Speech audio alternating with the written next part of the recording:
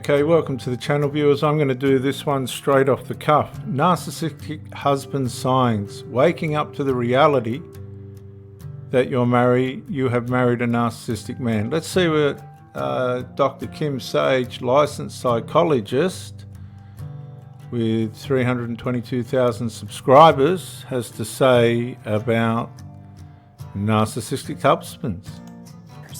And nowhere is this more true than if you were raised by a borderline or narcissistic parent or parents with these traits.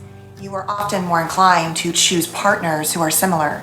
And this is definitely true for many people, I believe, who have chosen and wound up with narcissistic husbands. I don't fully agree with that. There is some element of truth to that, but it's only statistics. That's not absolutely true. Opposites attract sometimes. We are often flee from the situations that we've grown up in and go the opposite way. That is not a solid statement, I don't think. The problem is all of these videos on narcissism and all these things, which are amazing, by the way, we don't often see. No, not all of them are. A lot of them are misleading. A lot of them have nothing to do with narcissism. They're just about sinfulness and the wrong things that people do to you. Narcissism's a whole different ballgame to that. Behaviors in the beginning. A, they don't often display them as strongly. B, we don't see them because they often feel so recognizable. No. See, in the beginning you don't see them because there's a fantasy building, a dual fantasy that a relationship can work. And so when you're ignoring the signs in the love bomb phase, you're creating a fantasy. You're believing that what possibly might not work will work. You're in a dual fantasy with that person. Now, whatever their fantasy is, possibly that a relationship that won't work will work. These are signs of narcissism. So the love bomb stage usually is co-mutual. But what happens is the one that devalues the other person the most usually comes up with the conclusion that the person that they now dislike, that they entered into a relationship with the fantasy that it was going to work, is the narcissist. But that's not necessarily true. A lot of these people that are declaring the opposite partner as being a cruel narcissist, this, that, and all the other, really are doing that in a betrayal of the fantasy, the love bomb phase. They're just as guilty. And she's more or less saying, yeah, you go in rushing into a relationship and you can't see the red flags. You are blinded by your desires and lusts to make this thing work. You're blinded by your fantasy. So like home, we are so used to being caretakers. If we had parents with certain disorders or traits or characteristics, that when we spot a partner who feels like home, sometimes that home is like the toxic home. It is like the toxic wound of love. And now you tell me what that's got to do with narcissism. And we get lured in by the charm and all of those things that narcissists especially are so great at. And we wake up one day realizing that we hate them. Right, so hang on a sec. Let's follow this, viewers, sensibly.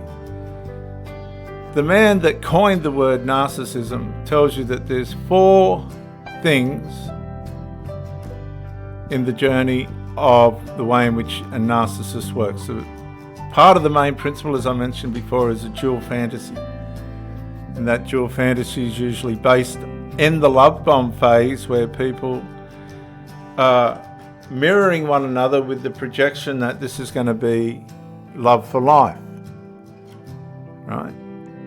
So the reality's not there, and that's why the things that we don't like don't get seen. So you've got the love bomb phase, you've got the journey within itself just after that, you've got then reality, which is the devalue phase, when reality light starts coming on, and then you've got the discard or reverse discard, depending on who pulls the pin first, and it could be just a shit test to cause a trauma bond with every intention that they know you'll come back. But that doesn't always happen. And then of course there's the Hoover or reverse Hoover. A lot of this stuff that these people make up really don't have their roots in narcissism, but narcissism's now a generalized word for sinful things and bad things. Anything bad has to be connected to narcissism. Narcissism's a more attractive word than sin. It's a much more fascinating word than sin. You can attach more to it unless you're scrutinized. And let's see what else this lady's got to say. Hate ourselves for being with them. We don't know who we are. We've relinquished our power, our individuality, our hearts, our minds, our souls, and we feel trapped oftentimes. Now, whose fault's that? Let's get this in its right perspective. You've gone into a dating or whatever relationship with every intention and every expectation that it is going to work. So in an elementary way, you've blinded yourself, be it male or female or both. And you're now in the love bomb phase building out of a fantasy that this is going to be Prince Charming, or this is going to be Princess Snow White or Cinderella or whatever it is. And therefore the warning signs are allowed to go over the head. Right, now this is immaturity, isn't it? It's being led by desires and lusts, okay? Because lust is the ultimate goal, to fulfill your lusts or your need for intimate supply. And it's how we navigate that, okay? So we can say that we are in a relationship with someone we now hate, which is what she said. But just because we've grown to hate the person we're in a relationship with or married to, number one, doesn't mean we have to stay there. Okay? If you choose to stay there, that's on you. Because it's not easy to leave a narcissist, especially if you have children. In fact, you never really truly do leave them in some regards, because it's not easy to leave anybody. And I think the worse the situation is, the easier it is to leave, depending on your mentality. Now, sometimes these people put themselves into relationships with toxic people because the toxicity keeps them from being bored. Okay, some people are attracted to toxicity. But when the fad wears off, right, you're beginning to devalue the relationship because now your attitude's starting to change. Is it fair to blame somebody that was not really what you wanted from the start and probably deteriorated along with your deterioration relative to the relationship keeping the fire burning? Is it fair to blame them? You might say, well, I checked myself out, I ticked all the boxes, blah, blah, blah. A narcissist can be still a faithful person, a person that's still producing sex, a person that's still intimate and wants to spend time with you, but there'll be these unbearable voids, absences, this separation that can't be filled. And all these things about sin and nastiness and this, that and the other, these are all fruits of most relationships that go down the tubes. They're not necessarily, all I'm trying to say is, a lot of this isn't narcissism, a lot of this. A lot of it's they've lost attraction, they've got other interests. We come into all this with the perception that all relationships are supposed to last a lifetime, but the statistics will tell you and the facts will tell you and probably life will tell you the odds are against you for that to happen. Of the attachment with your children. And I often wonder what it would be like if we could recognize the signs before. I always say I wish I'd had someone in therapy, which all my clients did, who was asking us before our marriages, are you sure this is a good fit? What things make you happy? Where are the issues? Oftentimes we are, even if we're told those things, we don't pay attention. But that's a different video on recognizing the signs in dating. But today's video is all about what it's like to wake up and realize you're married to a narcissist and what the signs are in a man, all right? So before I get started, my name is Dr. Kim Sage. I'm a licensed clinical psychologist, and I hope you will subscribe and hit that little bell, click the bell, and that way you'll get notified when I post new videos. And please give this video a thumbs up if you like it, hopefully. And also, please feel free to engage in the comments and let me know what else you want to know more about, what you think I forgot, Come and any other on. things you want to share with your own narcissistic stories, because the truth is, when you hear one person's story, it helps you not feel so alone, and it validates your story and your wound. So let's get started. I have about 22 signs I'm going to quickly go through. I know that's a lot of signs, but let's be honest, narcissists are a lot in themselves, all right? So the first sign is that sex is highly conditional, and as a result, it is seen as an extension of his worthiness, of your worthiness, and there can be a lot of poutiness and demands. If he doesn't get sex the way he wants with a frequency, it doesn't matter if it's a rational amount of time or irrational amount of time, he sees it as an extension of his value and his need to dominate and to be seen. And if he No, I want to correct her on this. There's incompatibilities in relationships relative to sex, and these incompatibilities don't surface until after the honeymoon phase. And there'll be all sorts of negotiations and navigations around how much sex is good enough, when to have it, whether or not they don't like it. And again, women usually are the less wanton of sex. Not always, but usually. Okay? So this happens in all relationships. This isn't specifically narcissistic. This could have so many different things relative to it. So to jump to the conclusion that there's sexual issues in a relationship's narcissism, or that somebody's standing over you for sex, that person could just simply have a higher sex drive than you, and it needs to be negotiated. And if it can't be, as far as I'm concerned, the best thing for you to do is leave and find someone that suits you sexually. It's not necessarily narcissism. I've been in relationships where the woman's wanted more sex than me. I've tried to live up to that and done a pretty good job, and then they've lost interest anyway. They usually narcissize themselves out of it, because narcissism isn't necessarily the personality disorder specifically. It's the devaluation of a situation that originally was rated highly, for whatever reason that might be. As soon as somebody starts playing up in a relationship and it don't suit you and it can't be negotiated, you leave. You simply leave.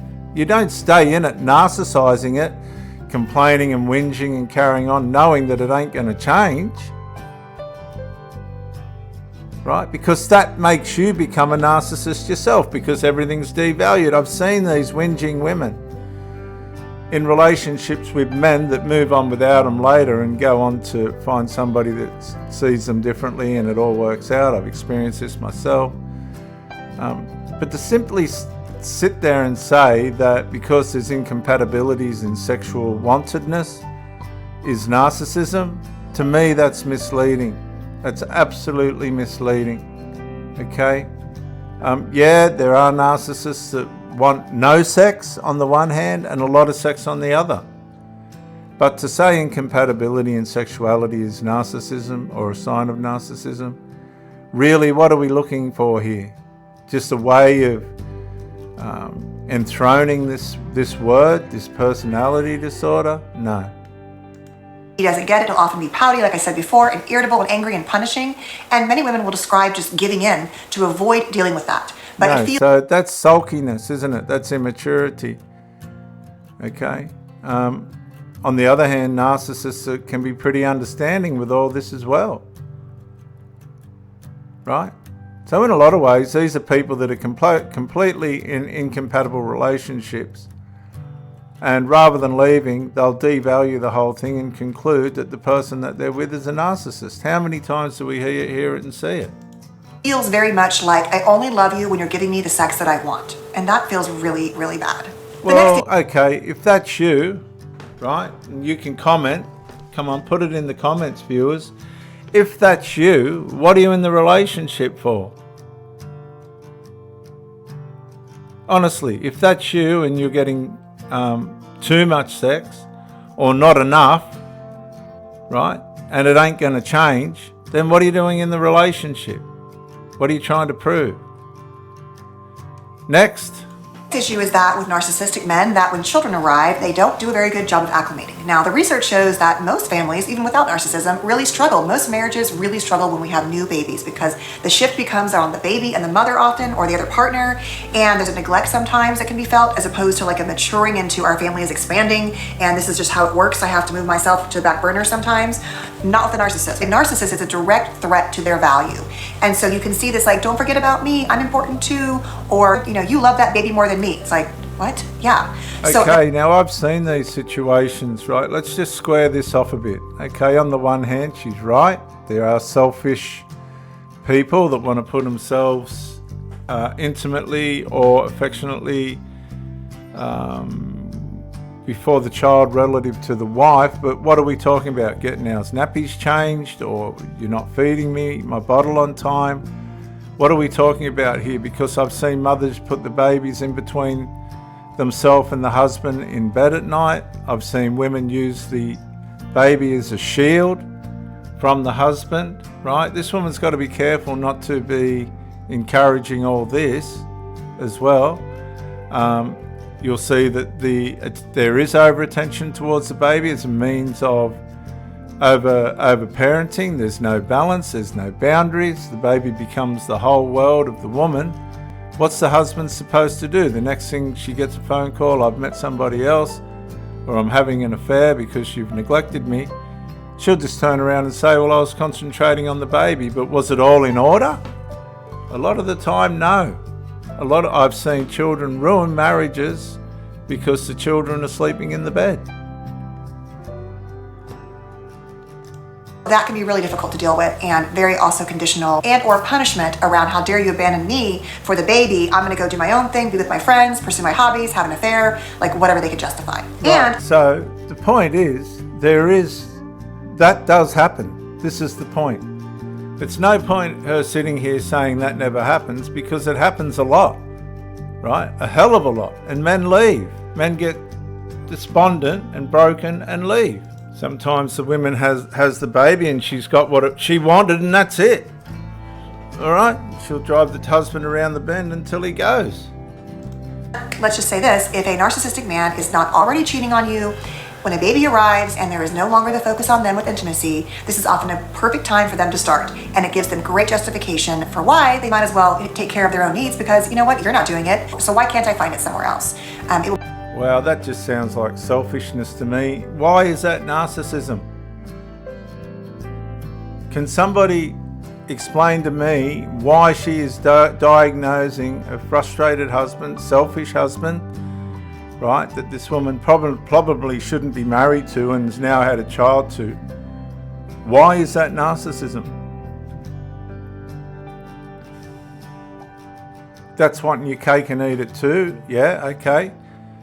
The woman's tied up with the baby. Yeah, okay, as long as that's in order and legit. Okay, yeah, we can work with that. But if the man's just for the sake of it and without being patient towards a woman, just saying, well, I'm going to go find somebody else, well, he needs to go and not come back. You don't put up with that as a woman. Okay? But if you want to label that narcissism, you go right ahead, but it doesn't seem like it's got anything to do with a fantasy to me. The narcissism's shifted to another person. He started a fantasy with the new girlfriend. If he's moved off, you're out. And so if you welcome him back or stay, that's on you. It will be done in secret oftentimes, but it will often be done. The next one is a little less obvious, which is sometimes that narcissists are described as jealous, but oftentimes they actually are not jealous in the beginning or ever. They have this sort of, why would I be jealous? Like, you can't find better than me. And that seems confusing because in the beginning it's like, I'm so confident and so secure. I trust in us. You can kind of feel that. But the truth is, he's just so narcissistic, he doesn't actually think you'll actually leave him, which becomes a problem when you do. The next one is the whole. Okay, so people don't leave someone for no reason. Okay, a lot of women are leaving their husbands, right? You just think about what she just said. They become jealous after you leave. Well, it depends why you leave. Was it legit? Were you just being hypergamous? Did you just leave because you had enough, which is fine. But I don't think that's in many ways going to make the person jealous. It's going to aggravate them more than anything else. A lot of the times, when women just decide they're going to leave, you couldn't be bothered. To be honest, you couldn't be bothered. I was never jealous myself. I don't know if I'm a narcissist, or you can make your mind up from my videos. You decide yourself. I don't really care. I know what my lifestyle's like and how I behave and treat people. But when my first wife left, I'd gotten to the point when she finally left where it was very disruptive and upsetting, and she had no regard for the children or anything like that. And apparently I was the problem. Which is, she's perfectly entitled to her opinion. But the damage that she did and the trouble that she caused to those children, 5 children, was irreparable. Okay, so as time went on, we found out who the problem was, and it wasn't me. She went on to have 3 more children to another man, so she had 8 children altogether. What was the problem? That never worked out. Now she lives on her own in housing commission. So you've got to be careful. When somebody leaves, right, because they've had enough of you, they've lost attraction, they've become bored, you're not good enough anymore, you've treated them badly, that's not necessarily narcissism. And if that person gets upset about it all, that's not narcissism either. These are all the consequences of relationships. Really, when you think about it, if the narcissist, as you want to call these people, are not behaving correctly, and you've done everything you can to try and fix it, and so now you've devalued that person yourself, which makes you a narcissist, whether you're a victim or not, the relationship has to end, because both people are now narcissizing the situation. What a lot of these psychologists and all the rest of it, which are great, usually don't think of, is when somebody's devaluing another person and they're staying in that relationship, or they've left and they're still devaluing that person, that's narcissism. Because devaluation in a bond, in a relationship, is the second great element of narcissism, whether it's justified or not. And this is where we lack resolve, right? This is where the healing needs to start. Otherwise, everybody's just a narcissist. Hallmark of our narcissism, which is they're overly sensitive to feedback or criticism, and everything feels like criticism. Because Professor Sam Vaknin, who coined the word narcissism, is well and truly open to feedback and all the rest of it. As a matter of fact, a lot of narcissists are willing to learn.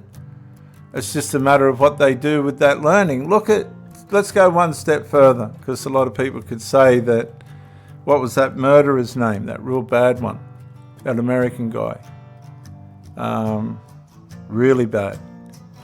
He was a law student, and he even did his own representation against all those murders. I can't remember his name offhand. I'll try and find it. Hang on. Ted Bundy. Now, he was a serial killer, right? Which is way up the ladder from a narcissist. But he was willing to learn. He was a caring man if he wasn't killing anybody. So was Hitler. Hitler was a very friendly person if you were in his inner circle and you didn't do anything wrong by him. But if you wronged him, it was lights out. So again, these traits, and in this case, the trait of, what'd she say? Confident and so secure. I trust in us. You can kind of feel that. But the truth is, he's just so narcissistic, he doesn't actually think you'll actually leave him, which becomes a problem when you do. The next one is... Oh, that was about jealousy. Is on the hallmark of our narcissism, which is they're overly sensitive to feedback or criticism. No, I disagree with that. Now, I've been in counselling sessions where the feedback is worthy of an argument, as it were, to try and get to the bottom of it. It's had to marinate, it's had to manifest, and sometimes neither person likes the feedback. And if somebody doesn't like feedback, what's another word for that besides narcissism? Put it in the comments. What's another word for somebody that doesn't like criticism or feedback besides narcissism? Somebody that doesn't want to grow, right? That's a stunted person, a stubborn person, maybe arrogant. All these things then have to be associated with narcissism. Okay, if somebody's a homosexual and they don't want to face that, and there's other ways of saying it, well then that has to be associated with narcissism, doesn't it? So narcissism can be labelled to anything that's not positively objective to the person that doesn't want to hear it. The alphabet people don't want to hear specifics about how conservative people see them. Right? They don't want to hear that. So that makes that narcissistic, doesn't it? So see, you can go down the rabbit hole with all this. I know narcissists, I know psychological, very dangerous people that'll take feedback. They'll sit there and listen to it, they'll digest it. But what they manifest after that's completely up to them. And everything feels like criticism or feedback. And what happens is, even if they are able to hear you, they still feel like it's criticism. Sorry, there's some hair floating around. They still feel like it's criticism. And at the end of the day, they're just going to dismiss whatever you say anyway, because it doesn't matter and it's not even relevant. Next one is so with what she's saying and what I'm saying in conjunction with it, or opposing to it, or complementing it, does that mean I'm a narcissist? Put it in the comments. Seem highly ethical and moral, but really this is sort of an act. And so they'll be judging other people, and I can't believe they did that, and yet they will turn around and do it themselves. And okay, so that's oh dear. It's gone so far away from what narcissism is.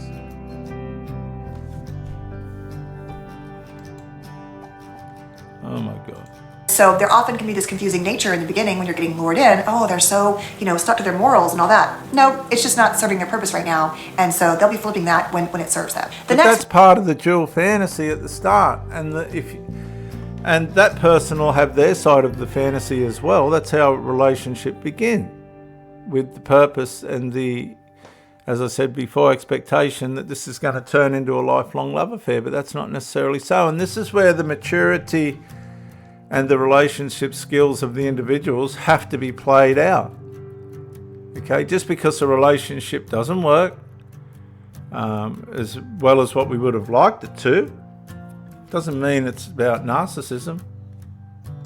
Next one is no boundaries. Now this is a very classic one with the NPD and BPD, and this involves okay, so here's another contradiction about no boundaries, and then on the other hand, control.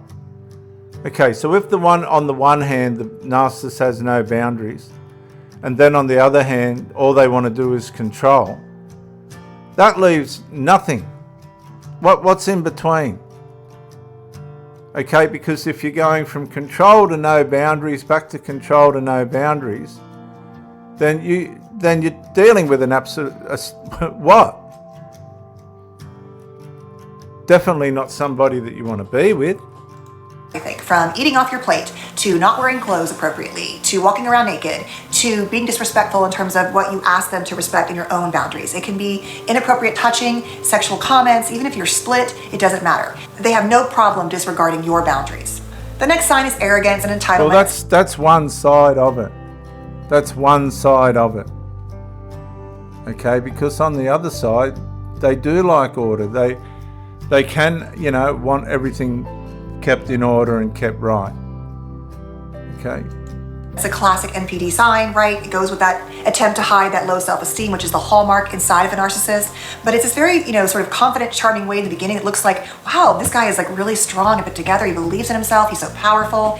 And often narcissistic men are very powerful. They often do well in life because they have this sort of inflated sense of self that allows them to take risks, put themselves out there, and kind of like BS everyone else around them. So hang on, is that narcissism? Business skill and business, navigating your business correctly, if it's moral and what now she's bringing in the word BS. In business, if you're into BS, you don't get far. no matter how crafty or clever you think you are. And it can be really intoxicating in the beginning, but it's shallow inside, right? But the initial part is this arrogance and entitlement. The next one is that most narcissistic men are very good at control, and they love to control, and they do it so well that sometimes you'll actually think it was your idea, right? They have this. So I'm going to wrap it up on this point. I'm not going to go any further with this because we've gone from no boundaries to control, right? We've gone from no boundaries to control.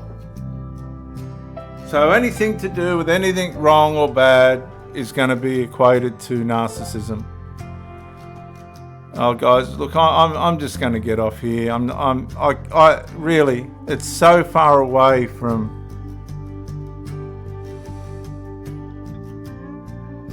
the devaluation and the discard. Anything to do with sin, this is what I've noticed. Anything to do with sinfulness, you can weave narcissism into it. No. Call sin sin. Get out of the relationship if that's what it is. Don't go back. Don't call back. Sort out arrangements with the children. Sort your business out. Move on. And get on with your life. Don't just sit there and say it's, narcissism and this, narcissism that.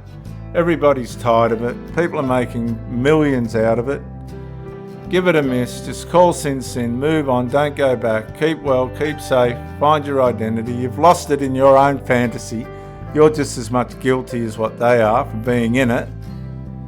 Get out. Walk away. Show some personal maturity and acumen. And don't go back.